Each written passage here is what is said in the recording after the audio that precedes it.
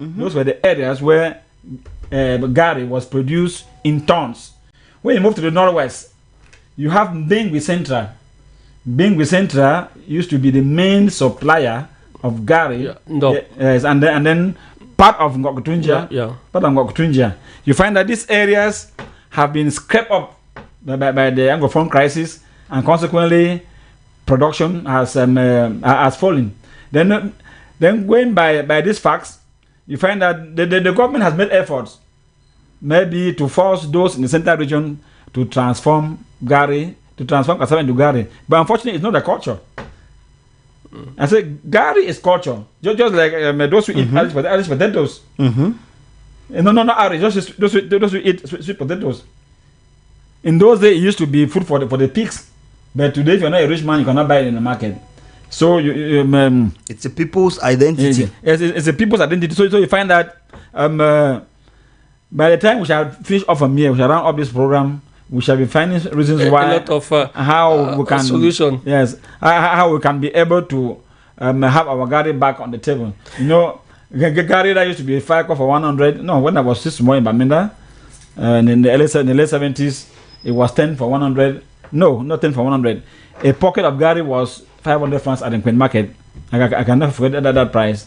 A pocket of Gary, that's 15 liters of Gary. Is it possible for us to reach that level today? No, we can't. Everything is put in place, can we still have that? No, everything is put in place. We cannot have it because of the money has been devalued. Okay, the money.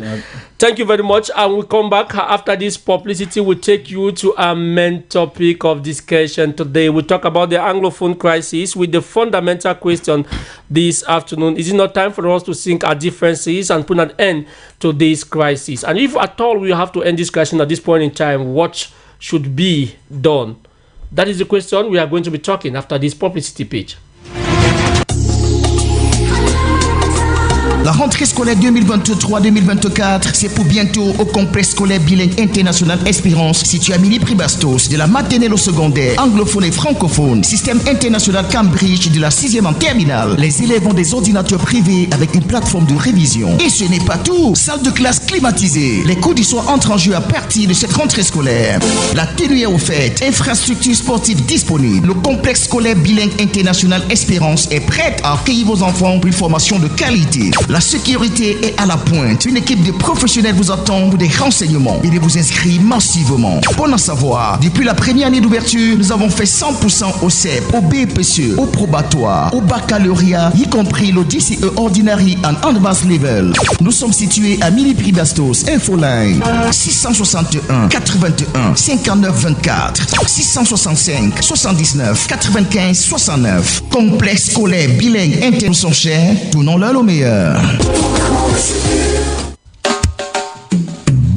Population de Yaoundé et ses environs, à votre attention s'il vous plaît. Du 23 au 28 juillet 2023, le foyer Bandjoun de Yaoundé vibrera au rythme du Saint-Esprit lors d'une grande croisade à ne manquer sous aucun prétexte, sous le thème « Qui est derrière ta souffrance ?» En effet, la souffrance touche tout le monde, c'est vrai, mais de quel genre es-tu victime? Dépression, limitation, de tout genre et j'en passe. La liste est longue, mais laisse-moi te dire que Jésus-Christ soulagera toutes tes peines en ce programme spécial. Pour ce faire, venu tout droit de la République démocratique du Congo, l'apôtre Okanjo, ex-marabout et ex-patron de plus de 350 démons, ex-ami de Lucifer et dirigeant de tous les sorciers de l'Afrique centrale. L'évêque prophète Emmanuel Lokusa, le char d'Israël, qui sera notre hôte. Le prophète Prince Congo, dit le scanner de l'Éternel, venu tout droit du Gabon. Enfin, l'apôtre Béatrice Essama du Cameroun. Venez nombreux recevoir une visitation divine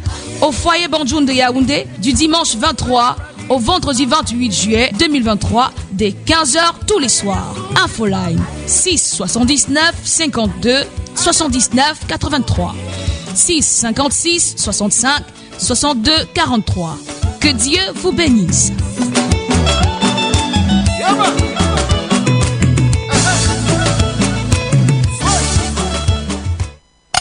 Royal FM is out to conquer the world. Listen to your radio in Yaoundé and its surrounding on the frequency 88.4 FM. On the internet around the world, Royal FM is available on the Royal FM application, downloadable from Play Store.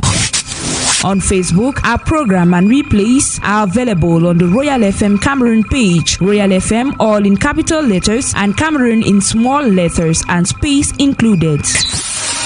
We are also present on YouTube through the Royal FM Cameroon channel. Royal FM all in uppercase and Cameroon in lowercase, space included.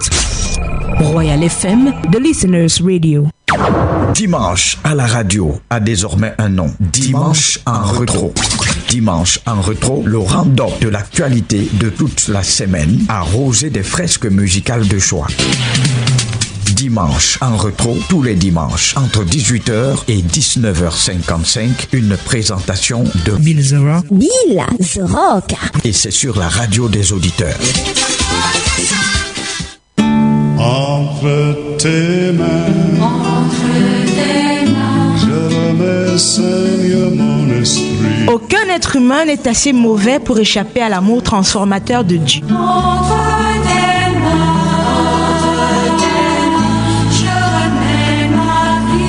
Le chemin de la liberté. Nouvelle saison tous les dimanches, 6h, 7h55 sur votre radio. Je chanterai gloire à l'éternel. Le chemin de la liberté, l'amour et la justice de Dieu, porté à votre oreille par le pasteur Richard Mathias Missan et l'évangéliste Marius Nia. Retrouvez-nous le dimanche 6h, 7h55 sur la radio des auditeurs Royal FM 88.4. Viens te dire, Seigneur,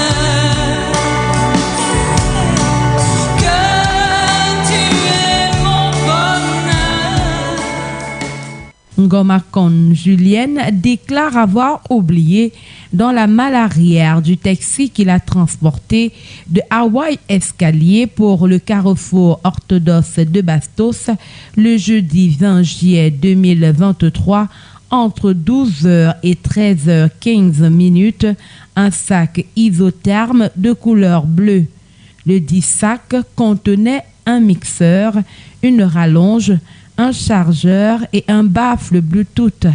Elle prie le chauffeur de taxi et toute autre personne ayant retrouvé son sac isotherme de bien vouloir le déposer à la radio Royal FM située face Camerco, 2e étage, immeuble Binam, ou l'appeler au numéro de téléphone 6 94 93 76 65.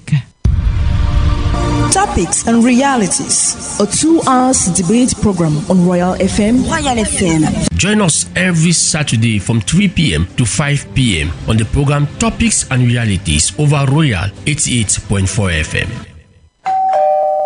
Hello, il est 17h.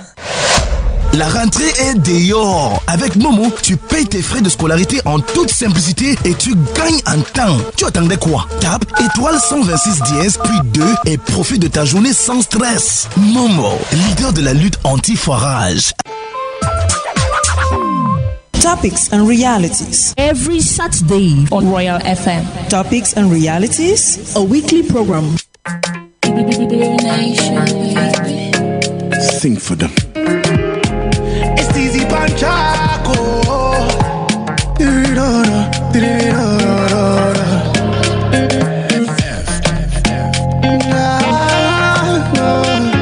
Who be actor, who be sheban? Who go save my people from pain? Who be actor, who be sheban? Who go save my people from pain? Viva Malo. Country don't spoil, yeah.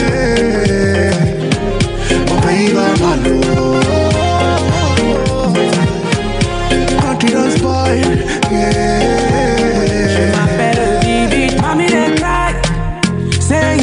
Thank you. If you are joining us, you are on the program Topics and Realities. We move to our main topic of discussion. We talk about the Anglophone crisis. Last Sunday, close to a dozen people were killed in Nacho Junction in the Northwest Regional Capital, Bamenda, at the midst of unidentified gunmen. As the government communique puts it, unidentified gunmen stormed the area and killed this Cameroonians who were going about their activities. This is not the first time Anglophones are being killed when it comes to the Anglophone crisis.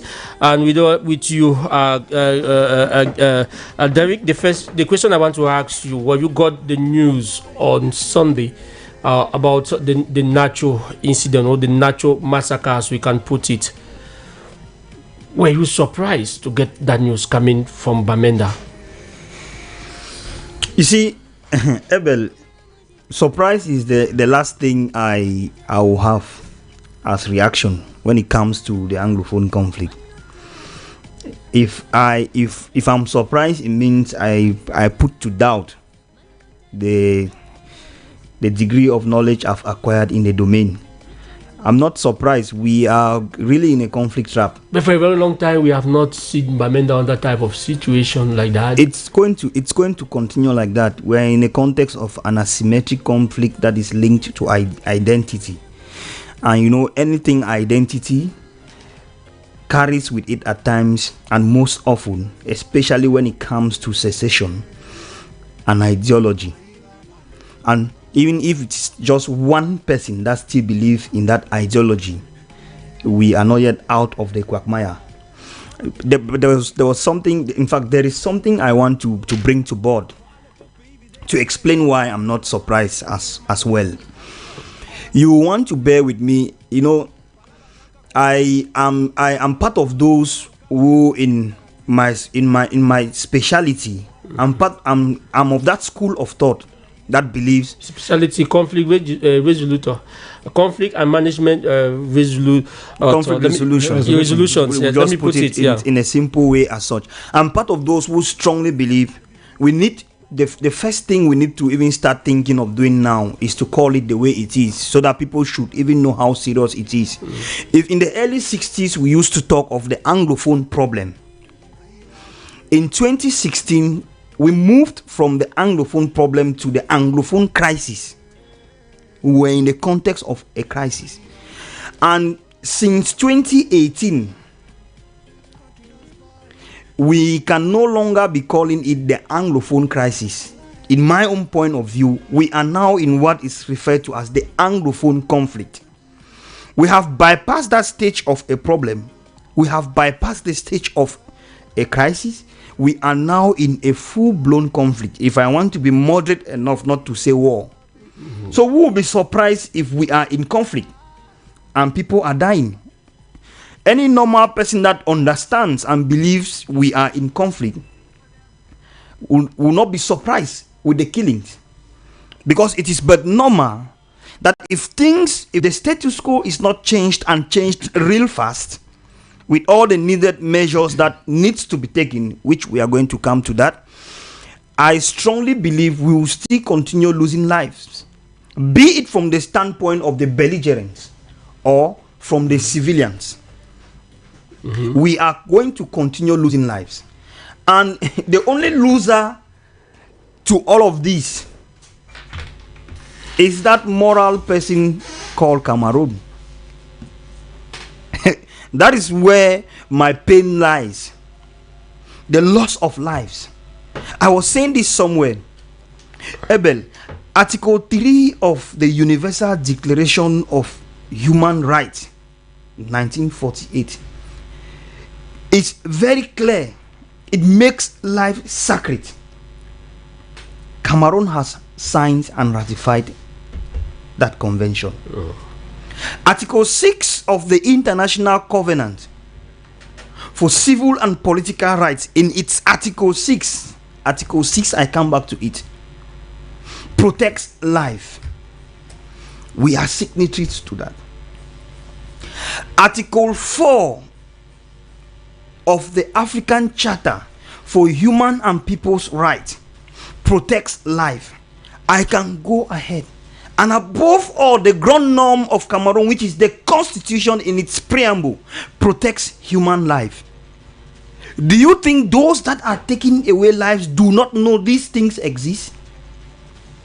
Of course they know these laws do exist. If we go ahead with the analysis, I want to draw our attention to the very fact that apart from all of these articles, International humanitarian law even says when we are in conflict, there are certain things we should not do. If not, we'll be held for crimes against humanity. You can check the different Vienna conventions and the different 1977 additional protocols to all of these. All of these, they protect life. Fight as belligerents, but do not touch civilians. From the very moment you involve civilians, you are committing what is referred to as crime against humanity, war crimes. Do you think those that are wasting lives do not know all of this? Why is the UN keeping silent? Why is the international community keeping silent for close to 7 years today? We have not heard the Security Council coming to talk about this issue, or bringing people to the international court. Ebel. Yes. On several occasions, I've been asked this same question. Yes, because we are expecting a concrete answer from you people who are experts. Then let me answer you. Let me answer you, please. Let me answer you, Ebel. I'm sick and tired of people saying, why is the international community? Why is the international community? Okay. Please remember, in international relations, there is no permanent enemy or friend. We only have permanent interest to protect. Okay. And you cannot have your internal problems and think external actors will come and beg you to solve your own problems. The Anglophone conflict is an internal problem to Cameroonians. The international community can only do what they can do, so long as it satisfies their interests. Let's even assume that we have some genuine actors that will want to solve the problem. So there's no interest in the Northwest and Southwest region? Of course there are interests. Maybe their interest is having the status quo remain the way it is. Okay. Maybe their interest is having the problem being solved. But those that are involved in the fighting must be willing to put an end to the conflict. I want to draw our attention to something. Hello. Okay. Yeah, good afternoon. Good afternoon. My name is ABEL Samari. This is Lambert Kevin calling in Monte-Chapelle, Yaoundé. Good afternoon, my brother. Yes, I want to go to the point. Sometimes when we keep talking a lot of big grammar, that is what is spoiling the whole show, because those who are suffering are right, those who are in the suburbs. It's like when we talk, the more we keep talking these things, the more it's aggravating. But I'm not saying that we should stop talking about the issue.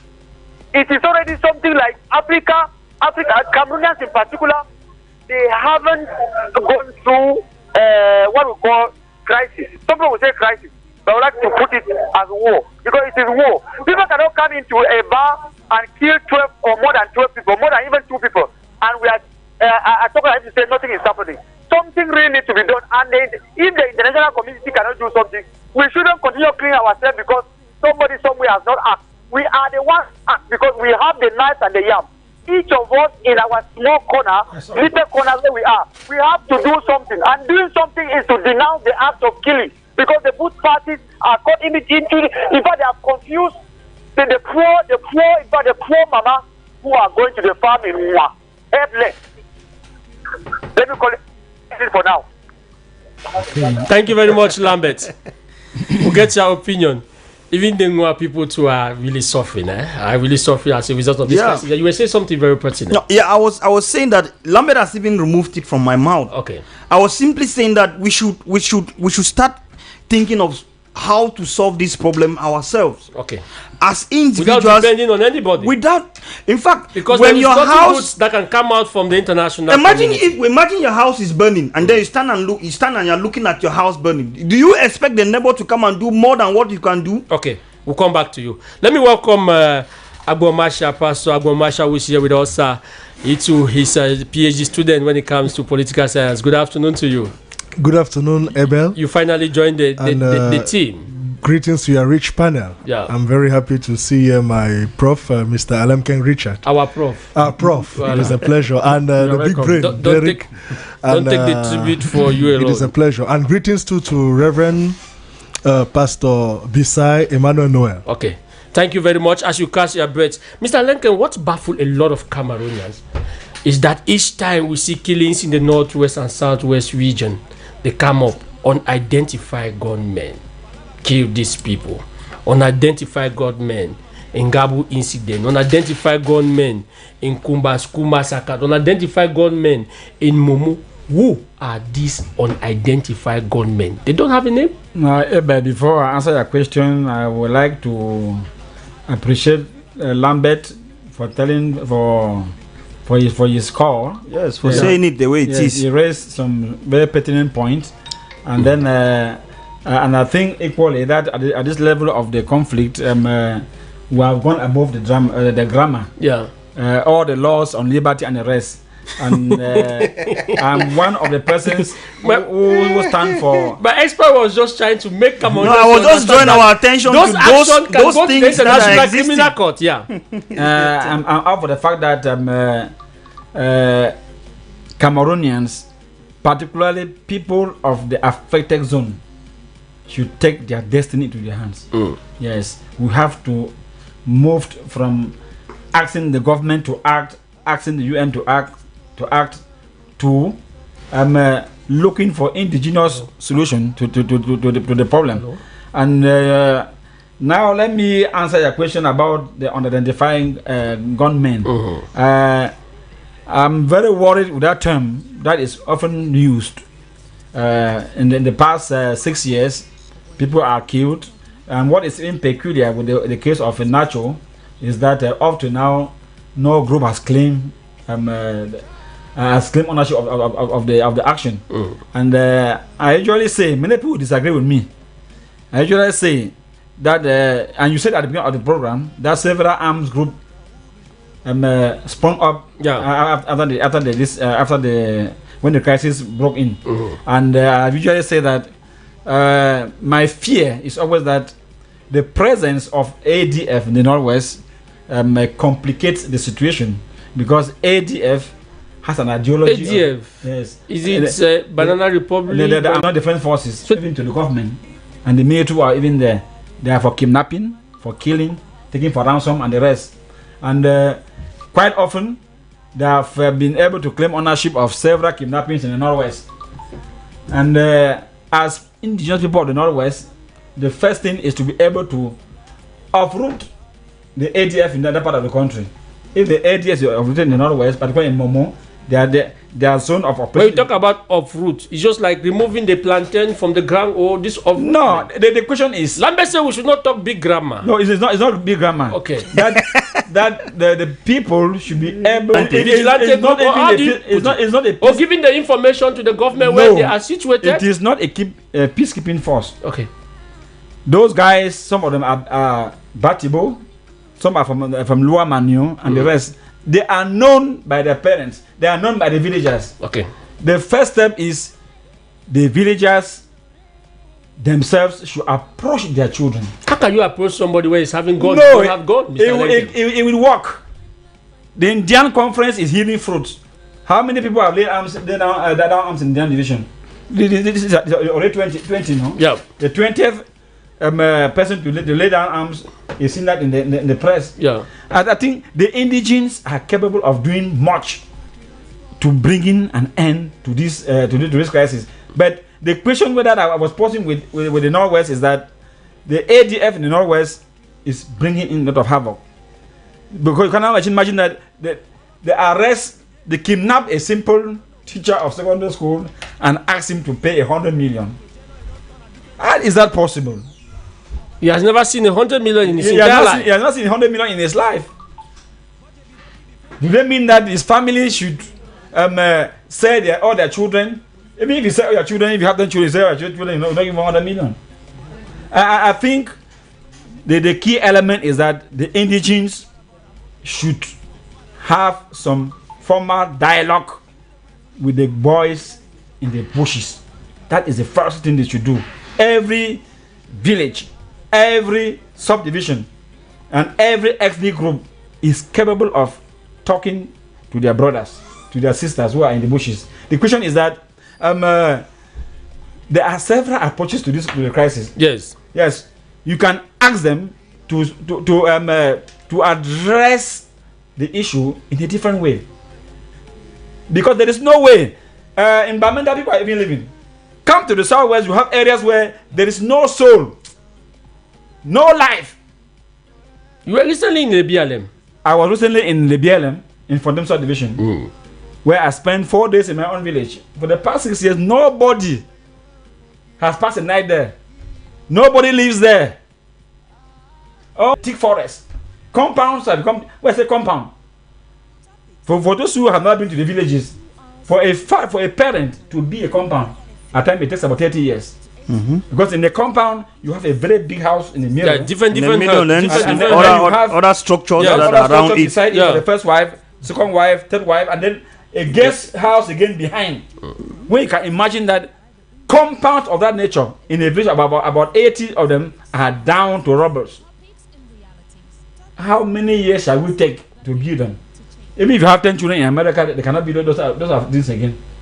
I think 6 years after, a message needs to be sent to everybody concerned with the conflict. It's not a matter of them showing how they will fight to have the government do it. There are techniques of going into the war. Unfortunately, our brothers who were abroad, they began a war without a program. That war was never a program. Those are the errors. You don't program a war for 6 years when you don't have the means. They don't have the means to fight a war for 6 years. Even a government, a state, can afford to go for a war for 3 years if he has partners and allies. Because to fight a war, you need resources. And for this reason, I would like to see that there was a lot of bad game at the beginning. Okay. Because there was a government official who said, let them go ahead, they will fight until they get tired, and then they will return to the republic. So it's a resistance aspect that is coming in. It's a resistance aspect that's coming in now. But unfortunately, the indigenes have been weakened culturally, economically, politically, and even shelter-wise. Many don't have water to drink. They don't have where to go. Roads are not found in these areas. When you see that Bamenda has become so crowded, it is because Bamenda is the last hope for those who cannot leave the northwest. Go to Boya, you cannot even pass in Boya. Traffic jam everywhere, because that is the last hope for the southwesterners. For those who have a little means, they escape and move to villages that were a bit secure, and they have remained there. What are they eating? Do they have access to health? No. So things remain the way they are.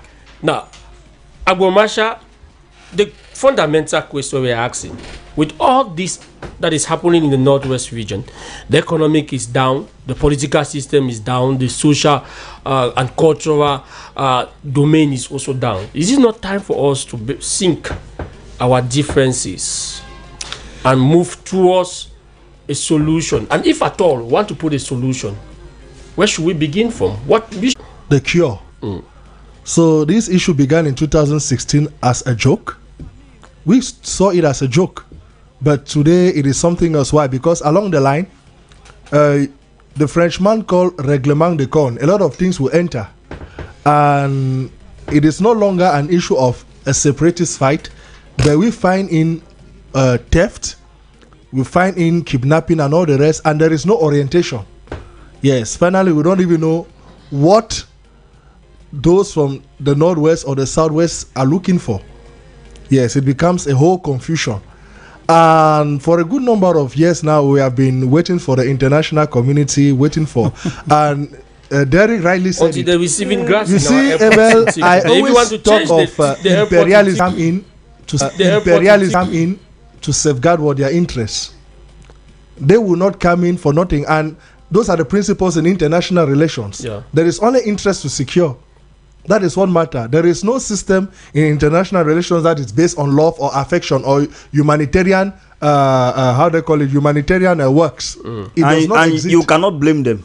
That is it. You cannot blame them. It does not exist. And you need to know that even if they want to come to help you, you must be willing to accept help. As it stands now, as Cameroonians, have we really shown crystal clear that we really want to put an end to this problem? That's the question. And when we talk of interest, it means that if they come in for their help, you should also be able to accept what their conditions. Okay, exactly. That is the problem.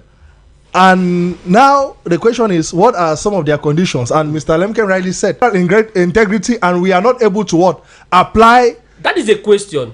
we should look for our own ways in solving this crisis. The government told us about the reconstruction plan, where we were supposed to start from the green zone to the red zone, or on the Québec rouge. You are experts in Abel, you see, we're supposed to start from the green this thing to come, but still yet the situation is not occurring.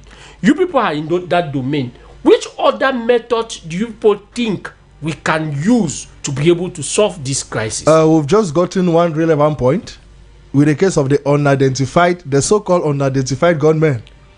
And these unidentified gunmen are from families. Okay. And their families, they know them. So I think it is quite relevant, because we should not expect the government or the soldiers should come from Yaoundé always to identify them. And there are different approaches. In international relations, we talk of what?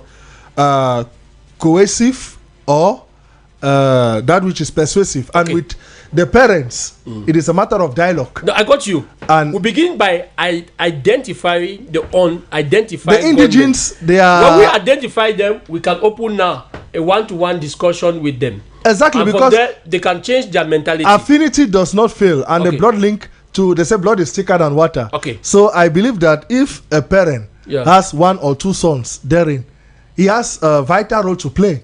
And that is also what we call part of what? Democracy. Okay. David, you said earlier, and he's also coming with something. Identifying the unidentified to be able to start the beginning to solve the crisis. You said that in the 60s, we're at the problem. Mm-hmm. It continued on in the later part of the 80s, 90s. We moved to a situation, and in 2016 we entered the crisis. From the problem to the crisis. Now we are talking about conflict.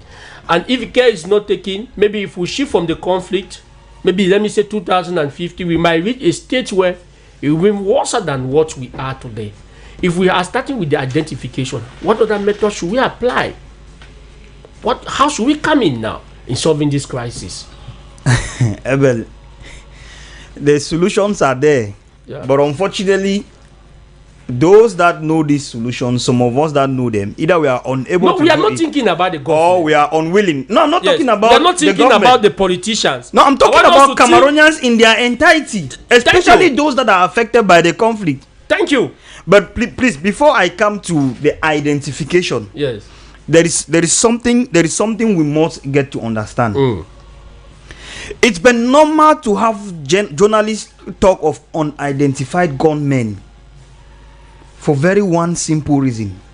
We are in an asymmetric kind of conflict, in which someone in the morning is a normal citizen, but at night it's something else. I want to draw again our attention to the fact that it is been normal for you to hear people say unidentified gunmen.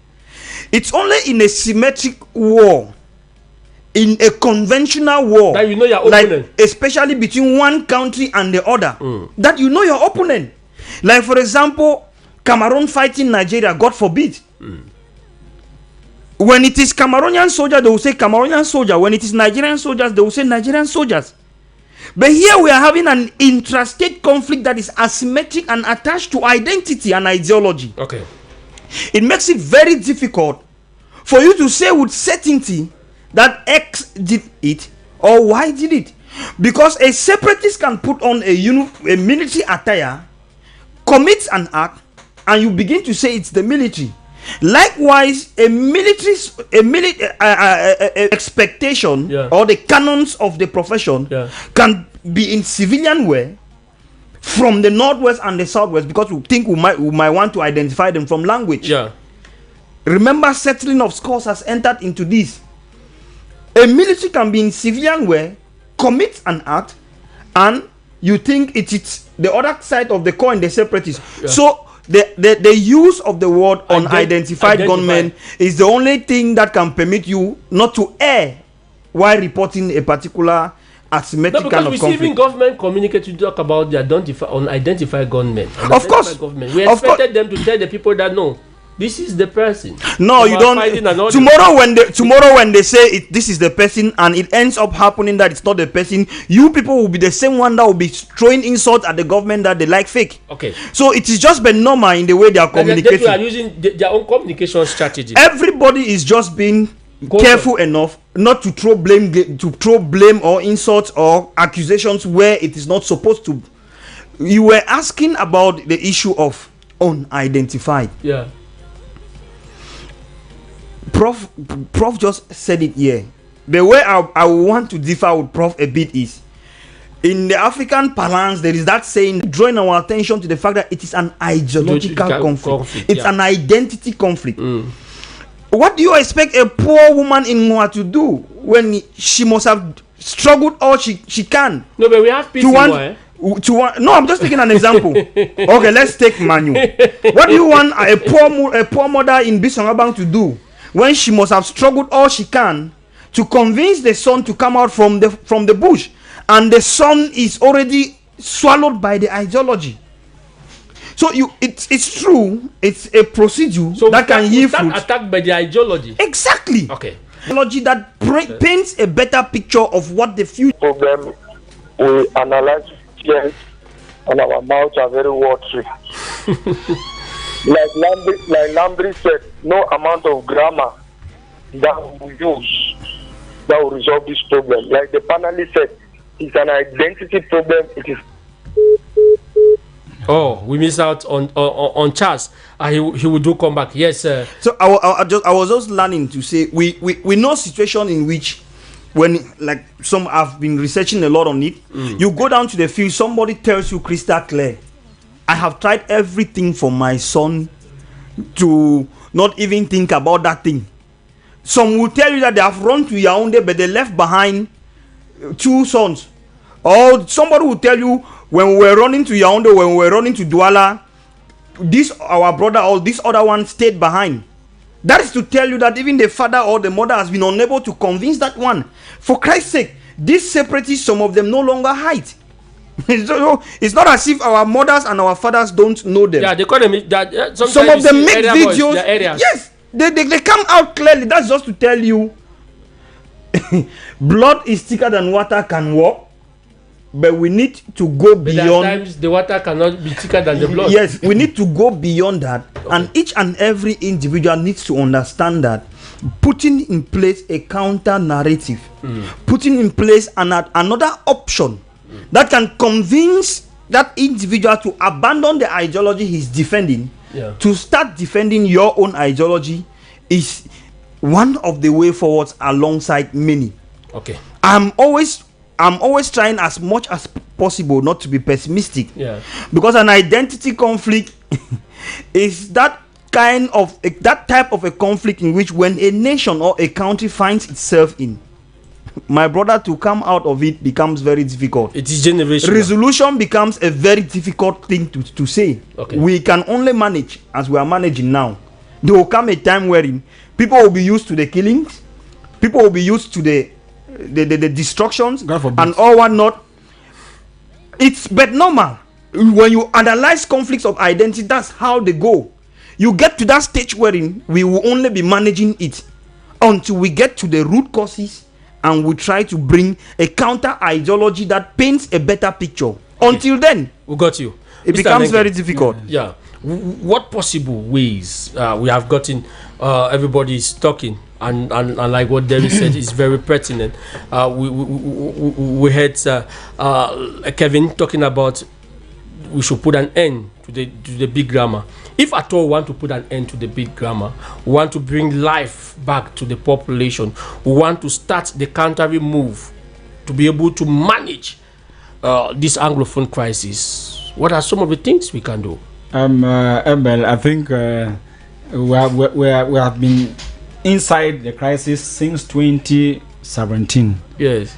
Late 2016. Late 2016. And if you have studied the crisis, you should be able to come out with a counter method. Okay. And the counter method we're experimenting is that the very method the separatists used to sustain this crisis for about 3 years we are using the same method to take back our villages, our subdivisions, which is that of having either the whole village or the whole subdivision participate in the new ideology of regaining back their cultural heritage, regaining back their villages, coming back to their villages and developing it. And this one will start with sensitization. I asked you earlier, yes. You went to the BLM. Exactly. What took you to the BLM? I went to the BLM because as a son of the soil, I can no longer bear it. Okay. That our parents are out of the village for more than 6 years, and that nobody lives in the village, and that even our divisional services operate either from Chang or from Boya or from Kumba or from Manfe.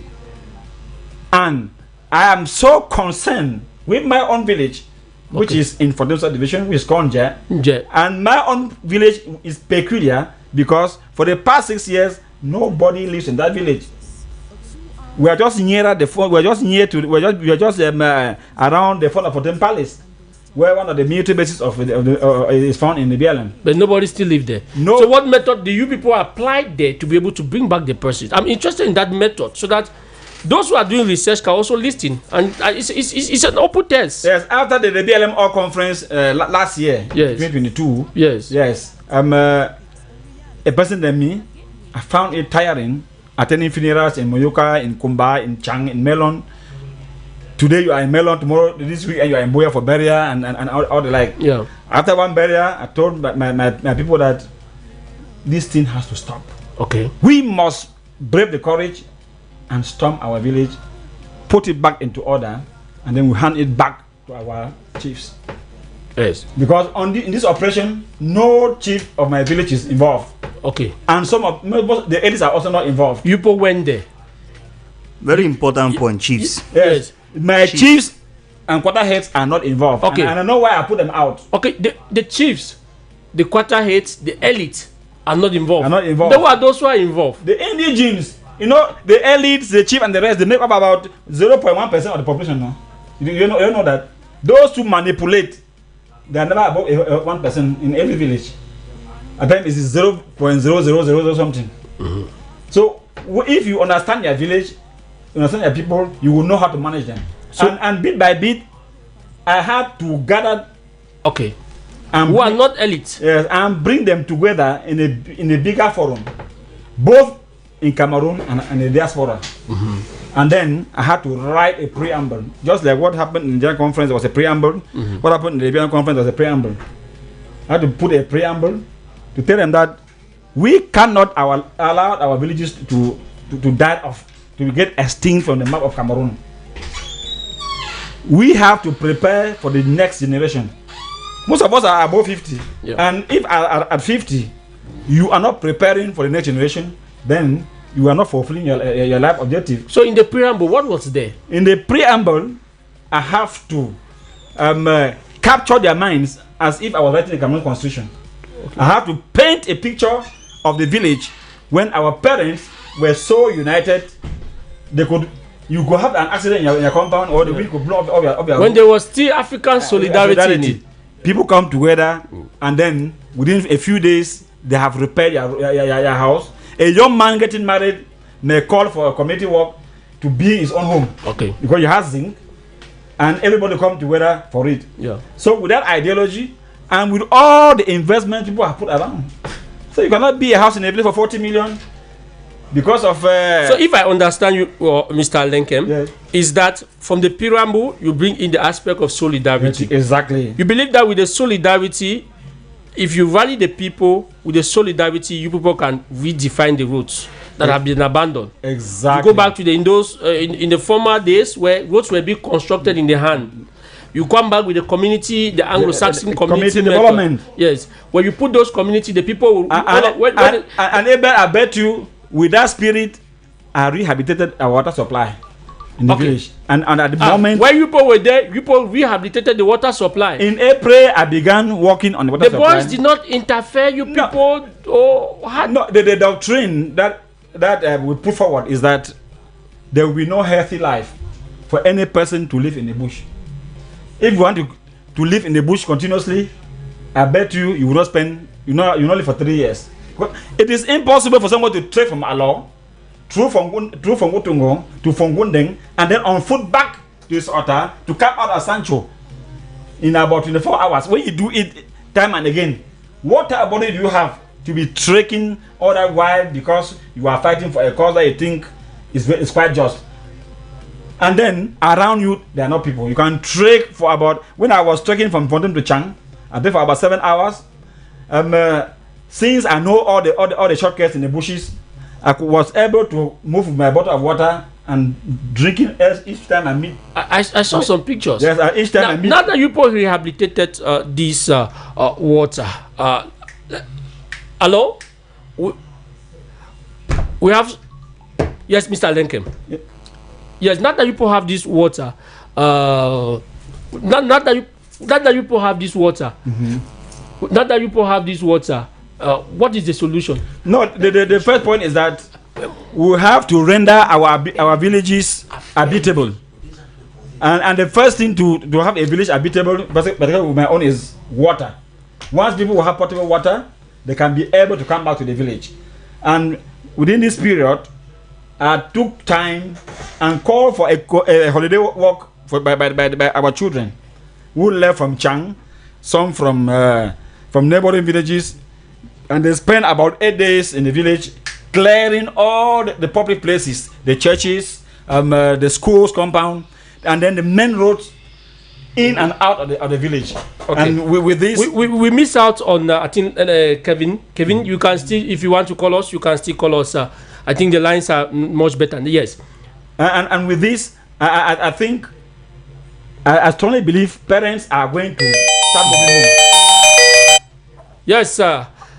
Hello? Yeah, sorry for calling back, really, because the program today is quite very interesting. Let me tell you that as we are talking now, there is serious gunshot in Kumu, where I'm coming from. And you know, I'm an IGP here in Yaoundé, and I'm not very happy.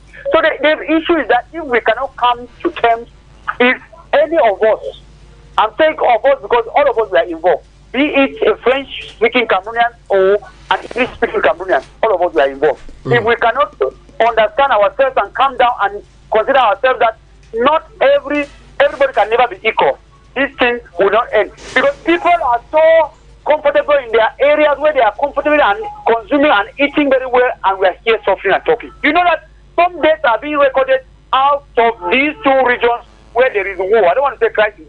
Because of this issue, when you get up in the morning and because somebody is dead in Yaoundé, Douala, there is a condition that's coming from these two regions. We are not safe anywhere we are. So I'm saying that if you can understand that, at least Samari is from this Santoso family and you can understand me. Not everybody can be this. Not everybody can sit on a round table. If you consider that, at least you have an elder brother and there are senior brothers. I think we are riding to somewhere. If we think that I am too far, Tumikoni, the statement of Tumikoni, Tukoni Seke, Tukoni, those for statement, we will be dancing on one point and coming and talking about the same thing everywhere, using different synonyms anytime on radio, and nothing is happening. Please, those who are concerned, they know the guns should be silent. My name is Lambert Kevin. Goodbye. Thank you very much, Kevin. The guns should be silent. Yes, Mr. Lincoln. Yes, I was saying that if we render our villages habitable, okay, our parents are going to return. For example, in my case, this next weekend in Boya, I've called for all conference, and I've invited all our parents, and I will put a meeting on Zoom to tell our parents the need for them to return home. But the fear is that in conflict, the knowledge I know, when you exclude those elites, and we know the power some of these guys they don't come in another way to disrupt the process. In this approach, yes, not that we exclude them for this stage. Okay, you silence them. Then for this stage, make them powerless. Yes, for this stage, they are silent. Okay. By the time I will leave Boya after the conference, where we shall need zinc, we will need doors. Then I will knock at their doors. That if they are trojans of the soil, they should put their hands in their pocket.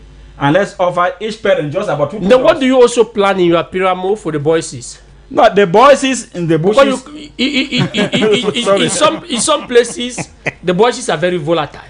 Very, very volatile that if you go, you build the water, they can destroy when you go back. I think for some time. What role are they going to play? No, for some time now in the BLM, I don't think I'm giving out any secret. There has been there's a lot of permanent dialogue between the voices, the boys in the bushes, and those out of the bushes. And I think it is gaining ground because this year schools like Seat of Wisdom are going to take off in September. Okay. And with this, parents are encouraged, and there people have been paid fees for several students that they don't even know that any person willing to go to school can go. Because my first argument with them is that 2 years ago in South Africa, there was a crisis there between the South Africans and some African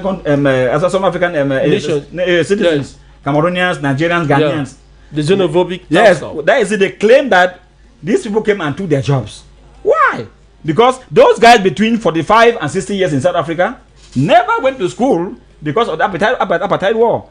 So if we keep our children back at home for 6 years, then we should be prepared for another bomb maybe in the next 20 years. And that is what we want to avoid. But when you must avoid it. Let me come back to the two of you who are experts more. It's bringing another approach to end this crisis, that of solidarity, community. Solidarity, what did I say? You bring the people together, they go back to their community, they will start to rehabilitate the community, makes it to be lively. Experts that you people are, is it a method that others can adopt to see how we can put an end to it?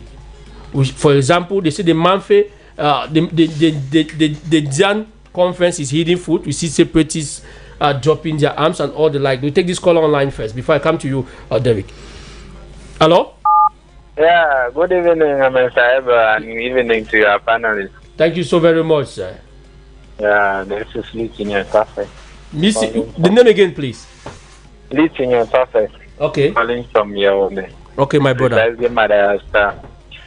Well, certainly, I wish to ask my brother from, is it from a civil society? I did not got the name. Ask your question. We have a lot of experts here. Mr. Lenkem is here. He's sharing the experience from the BLM division. We have Agbomasha and Derek. Derek is an expert in conflict resolution. Ask your question. Okay, exactly. My point is this. Now that he has been explaining the way he has been going through, I don't know, with the NGO or whatsoever, to at least talk to the people around him and explain how we can come out from this thing. Nationally, because when we first of all talk to your village, they'll understand you very well because they know you are from there. Either you are with a t-shirt from a different party or whatsoever, because we might not deceive. Ask your question because we are running out of time. Be speedy so that they can answer you. I want to know from him what he has tried to bring in the Northwest and Southwest together so that this elite will sit and talk once and decide what can, at least what can take us forward. Thank you very much. That's my main point there. Thank you very much. But I think that we just tap from an experience which he said he's trying to put in place.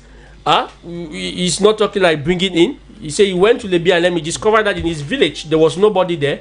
And as a result, he had decided to call the people in his village. That is, we should use indigenous stuff, not early stuff, if I understand you right. Exactly. I'm trying, my dear brother, I'm experimenting a method that I'm trying to elaborate.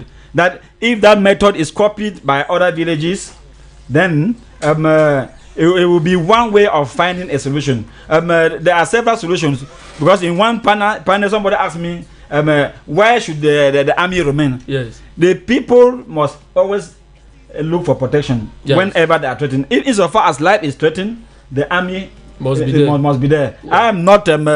We must use our mental faculty to know that if the people are still threatened and they are in their zone, they should have some protection from the state. The state has to protect them. That is a legal right. Mm-hmm.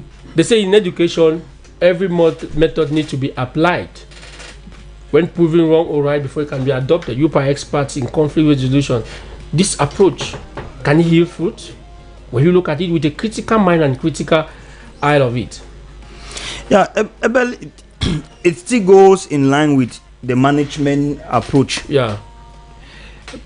Prof, with what he's doing, he's providing a management approach to the conflict, not that it has been resolved. Yeah. Exactly. Yeah, he's just providing them. That is, he's getting to that stage where I'm saying all of us will get to it, in which there will come a time in which everybody will just know that we need to live life with this. Somebody will go back to his place knowing fully well that he can get up one day and meet a dead body. You can get up one day and see this, but he will not run away from his place. What I wanted to add is, it's true. It's an approach he's bringing. To me, any approach that keeps aside the use of violence is welcomed. We should try anything, everything, whatsoever we think we can try and bring to approach. It should not limit itself to an indigenous kind of solution. Yeah. It's true he's planning to bring the elites later on. Because sometimes maybe the elites and our boys, he should not delay. They have a serious problem. The elite boys relationship is not the best.